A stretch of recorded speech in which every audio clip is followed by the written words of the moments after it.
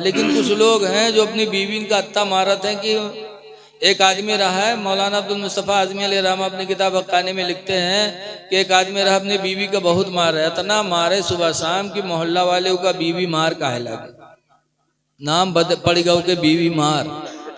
लेकिन वो औरत बड़े अच्छे घराने की थी।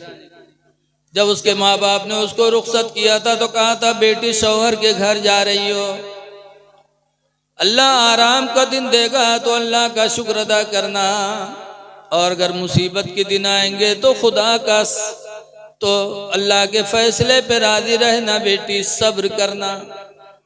ये तालीम देके भेजा था। शौहर जालिम मिल गया, सुबह शाम मारने लगा, लेकिन औरत सब्र करती रही, और औरत और शौहर के मिजाज के मुवाफिक काम धाम करना शुरू किया। धीरे धीरे बिल्कुल उसके मिजाज के मुवाफिक ढल गई तो मारपीट का सिलसिला बंद हो गया, खत्म मारपीट। हफ्ता गुजरा, 2 हफ्ता गुजरा, महीना गुजरा और मारपीट का सिलसिला खत्म। तो एक दिन उनके मर्द बहुत परेशान, खड़ा मुहारिम सोचे महीना भर होएगा नहीं मारे, कसके मारी के कोनो गलतियों नहीं मिले थे। तो दिल में सोची एक जुगाड़ है मारे के, गवा मछली लेके आवा बाजार से, तो लाए घर में रख दीस, तो के बाहर चला के मुहारिम ठाड़ प्रोग्राम बनावे कि अब भाई जब बना के रखियो खाना खातिर भले हो, खाना रखे तो हम पूछबे कि सब मछली बनाए हैं, तो कहीं हाँ, जब कहीं सब बनाए हैं तो ही कह के मरबे कि यारे सब काहे बना डारे, आधा रख दी तेरे कल का खेबे रे, और अगर आधा रख दिए और आधा बनाई तो ही कह के मरबे कि आधा रख काहे दिए रे, वो मछली है सड़ जाए तो ये नुकसान कहाँ से है रे। बनावे जुगाड़ मुहारिम ठाड़ कि आज तो मरहीन मारेगा। बीवी ने खाना बनाया और जब खाना बना के रखा, बुलाने गई, चलिए खाना खा लीजिए, तो प्रोग्राम के मुताबिक लाठी लेके आवा, कहीं आज तो मरहीन का है, लाठी लेके बैठा, बीवी खाना ला के रखी, तो जालिम कहता है कि सब मछलियां बनाए हैं, तो मूड हलैस, जैसे मूड हलैस वो उठाई लाठी, कहीं सारे सब काहे बना डाले रे, आधा रख दी थी कल, कल का कहे रे, अरे भूल गई थी आधी मछली कल के लिए मैंने रख दिया। अब उसट सब बना बनाओ प्रोग्राम है उनके खत्म, अब आगे का बोले, चुप हो गवा। तो थोड़ा बहुत खाना खाइस, लेकिन खाना कहाँ हजम हुए, बना बनाओ प्रोग्राम फेल हुए तो आदमी के खाना हजम है, थोड़ा बहुत खाइस के हटा दी। बीवी बड़ी नेक घर की थी, उसने आंगन में बिस्तर बिछाया, गर्मी का जमाना था। उसका शौहर जब बिस्तर पे लेटा तो बीवी बेचारी सोचने लगी कि मेरे शौहर ने मेरे लिए रोजी कमाया, थका मादा, लाओ पैर दबा। पैर दबाने गई, पैर दबा रही थी और उस जालिम वही चक्कर में पड़ा। सोचे बेर बेर निगाह उठा, कहा इत्तेफाक से उनका आसमान पर एक हल्की लकीर नजर आएगी। तो औरतियों से पूछे थे लकीर कसो रे आसमान पर, तो औरतियों देखे तो कहीं सो फरिश्तन के सड़क, फरिश्तन के सड़क कहीं ना, वो उठाई लाठी, कहीं सायरे तो फरिश्तन के सड़क के नीचे हमारे खटिया डाले हैं, अगर उनके मोटर को फिसली या एक्सीडेंट भवा तो हम मरब की बचब रे दुश्मन। वो उठाई लाठी पीठ बहाई दी। मौलाना अब्दुल मुस्तफ़ा आज़मी रहते फरमाते हैं, इंसान कितना बड़ा जालिम है। ऐ लोगो जुल्म ना करो, जालिम को अल्लाह कभी माफ नहीं करेगा। जुल्म बहुत बुरी चीज है, इसलिए पहलवान बनो, गुस्सा है तो नफ्स पे कंट्रोल कर लो, न गाली बको, न किसी को मारो, न बीवी को तलाक दो। आज एक अल्लाह वाले के आस्थाने पे हाजिर हैं, तो एक बुजुर्ग हैं हजरत सैयद अबुल हसन खिरकानी, खिरकान के रहने वाले, बहुत बड़े पीर थे। एक दफा कुछ मुरीद लोग हजरत से मिलने के लिए गए कि बहुत दिन हुआ हजरत की मुलाकात नहीं हुई। चलते चलते कुछ मुरीद जब खुरासान पहुंचे, खिरकान पहुंचे, तो हजरत के दरवाजे पे गए, दरवाजा खटखटाया तो हजरत थे नहीं, हजरत की बीवी रहे घर में, वही निकली, दरवाजा खोली, सलाम हुआ। मुरीदों ने पूछा हजरत कहाँ है, तो उनके बीवी चौंकी, कहीं हजरत, हजरत कौन? कौन हजरत भैया? कहा हमारे पीर हजरत सैयद अबुल हसन खिरकानी। उनके बीवी कहते हाय उका हजरत कहा था, वो दज्जाल के हैं हजरत कहा था, उके बकायम पर तो नहीं गए हो। अब मुरीद लोग खड़बड़ाने कहीं हमारे पीर हुए बीवी दज्जाल मक्कार बताओ था। तो पूछिन कहाँ गए? कहीं जंगल गवाए, लकड़ी ले गवाए, बयावत हो। इतने में बातचीत हो ही रही थी कि लोगों ने देखा कि हजरत सैयद अबुल हसन खिरकानी जंगल के शेर पर बैठे और लकड़ियों का बोझ आगे रखे और घर की तरफ आ रहे। जब शेर पर बैठकर लकड़ी का बोझ घर लेके पहुंचे और बीवी की निगाह पड़ी, वह भाग घर में हाय वो तो दुश्मनवा शेर बलायला घर में भाग गई। लेकिन मुरीद बेचारे कहाँ चले जाए? हजरत शेर से नीचे उतरे, लकड़ियों का बोझ उतारा और उतारने के बाद शेर ने हजरत के पैरों को चूमा और अपनी बोली में इजाजत मांगी। हजरत ने इजाजत दे दी तो दुम हिलाते हुए शेर जंगल वापस चला गया। जब जंगल में शेर चला गया तो मुरीदों को बड़ा ताज्जुब हुआ कि अल्लाह ने हमारे हजरत का मर्तबा इतना बुलंद किया है कि जंगल का शेर भी पर तलवा चूमता है, फरमा बरदारी करता है। बीवी ये कहती है तो मुरीदों ने कहा हजरत आपका मर्तबा इतना बुलंद है कि जंगल का शेर आपका पैर चूमता है, आपकी फरमा बरदारी करता है और आपकी बीवी आपको दज्जाल मक्कार कहती है। तो हजरत फरमाते हैं सुनो, ये मर्तबा जो अल्लाह ने मुझे अता फरमाया है ये उसी बीवी की बदतमीजी पर सब्र करने की वजह से, उसी बीवी की बदतमीजी पर सब्र करने की वजह से कि मेरे माँ बाप ने उससे मेरा निकाह करा दिया, जाहिला है, जाहिलियत की बुनियाद पर कुछ न कुछ बोलियां बोला करती है, मैं बर्दाश्त करता रहता हूँ, आज तक न मारा न कभी तलाक के लिए सोचा, सब्र करता रहा। तो अल्लाह ताला ने उस सब्र के वसीले से अल्लाह ने मुझे विलायत अता फरमा दिया। पता चला एक इंसान अपनी बीवी के साथ जब खुशदिली करता है, एहसान करता है, तो अल्लाह ताला शौहर के दर्जात को बुलंद फरमा देता है। इसलिए लोगों पहलवान बनो सब्र करके, लड़के पहलवान नहीं बन सकते, सब्र करो। भाई भाई से हो जाए तो सब्र करो, पड़ोसी से हो जाए तो सब्र करो। सब्र करोगे तो अल्लाह तुम्हारे दर्जात को बढ़ाएगा। कुरान फरमाता है वस्बिरू, सब्र करो, इन्नल्लाह माअस साबिरीन, बेशक अल्लाह सब्र करने वालों के साथ। जिन्होंने सब्र किया अल्लाह ने उनको मकाम विलायत अता फरमाया। तलाक न दो, हदीस पाक में है। अज महमूद इब्न लबीदिन, हजरत महमूद बिन लबीद से रवायत है, क़ाला उख़बिरा रसूलुल्लाह सल्लल्लाहु अलैहि वसल्लम बिरजुलिन, हुजूर को एक आदमी की खबर सुनाई गई। कैसे आदमी? तल्लक़ इम्रातहु सलासत तलाक़ातिन जमिया, ऐसे आदमी की खबर सुनाई गई जिस आदमी ने अपनी बीवी को 3 तलाक़ें दे दी। बताया गया हुजूर से कि अल्लाह के रसूल फला ने अपनी बीवी को 3 तलाक दे दिया। तो हुजूर बैठे थे, हदीस में फ़क़ाम ग़ज़बान, तो सरकार गुस्सा होके खड़े हो गए। वक़ाल, फरमाया अयलअबु बिकिताबिल्लाहि, क्या वो अल्लाह की किताब से खेल खेल रहा है, कुरान से खेल रहा है? वाना बैना धूरिकुम दराहाले, कि मैं तुम्हारे बीच में मौजूद हूँ, मेरी मौजूदगी में कुरान से खेल खेला जा रहा है, तो मेरे बाद तुम्हारा क्या हाल होगा? जब कुरान ने 3 तलाक एक साथ देने से मना कर दिया कि एक साथ बीवी को 3 तलाक न दो, तो क्यों दिया? हुजूर नाराज होके खड़े हो गए, क्या मेरी जिंदगी में कुरान से खेल खेला जा रहा है, तो मेरे बाद तुम्हारा क्या हाल होगा?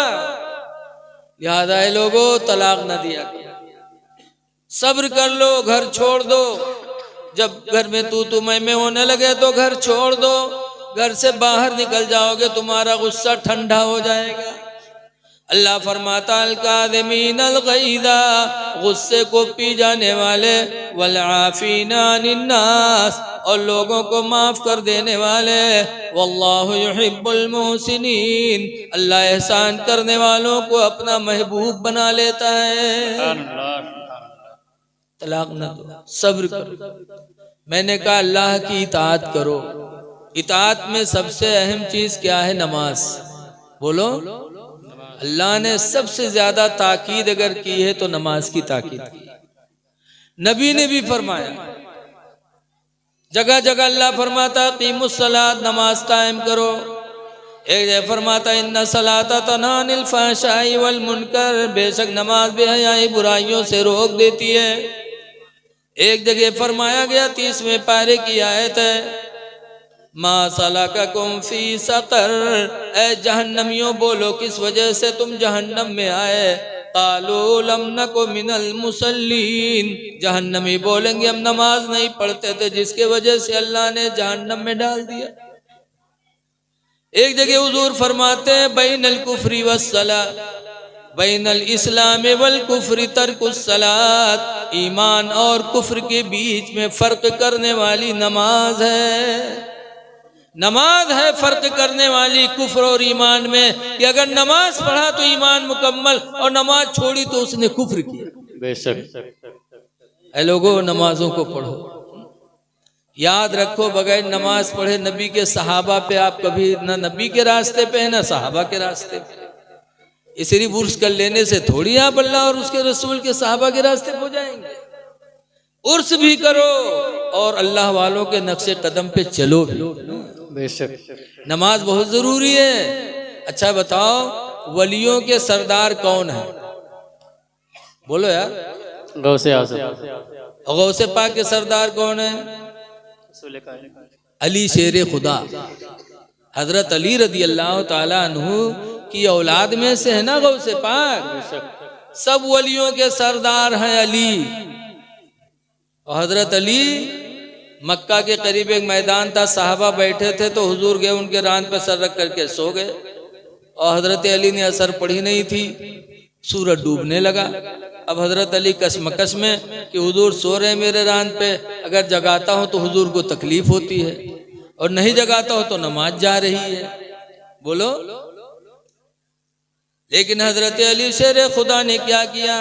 कोई वहाबी होत ना तो उठाए देते, उठो उठो हमारी नमाज जाते। बोलो। लेकिन अली का ईमान देखो, हजरत अली ने नबी को नहीं जगाया। एक तरफ नमाज है, एक तरफ मोहब्बत रसूल है। लेकिन हजरत अली ने मोहब्बत रसूल को नमाज पर तरजीह दे दिया, जगाया नहीं। सूरज डूब गया, नमाज असर चली गई। लेकिन नमाज की भी मोहब्बत हजरत अली के दिल में बहुत थी। जब नमाज असर चली गई, सूरज डूब गया, तो हजरत अली रोने लगे। अब ऐसा रोए कि आंख से आंसू गिरे, नबी के चेहरे पे पड़े। नबी ने आंखें खोली, फरमाया अली रो रहे हो? कहा अल्लाह के रसूल, सूरज डूब गया, मेरी असर चली गई। हुजूर सल्लल्लाहु अलैहि वसल्लम ने उंगली का इशारा फरमाया तो डूबा हुआ सूरज वापस आया। फिर हजरत अली ने नमाज असर पढ़ी, फिर सूरज डूबा। अब लोगों गौर करो कि हजरत अली की एक नमाज छुटी थी तो हजरत अली रोए थे, एक असर छुटी थी तो रोए थे। और हमारी चारों छूट रही, पांचों छूट रही हैं, फिर हमें एहसास भी नहीं है। तो क्या हम अली के रास्ते पे हैं? बोलो। और वलियों के सरदार हैं तो गोया कि हमने वलियों का भी रास्ता छोड़ा, सहाबा का भी रास्ता छोड़ा, नबियों का भी रास्ता छोड़ा, तो हमारा ठिकाना जहन्नम के सिवा क्या हो? नमाजें पढ़ो। नमाज एक असर छुटी थी तो हजरत अली रोए थे। अगर अली के चाहने वाले हो या अली मुहर्रम में या खूब करत हो तो भला नमाज पढ़ो। एक को नमाज छूटा जाए तो रोवो तो पता चले कि अली के मानने वाले हो। नमाज बहुत अफजल चीज है, दुनिया में भी बला से बचाती है नमाज।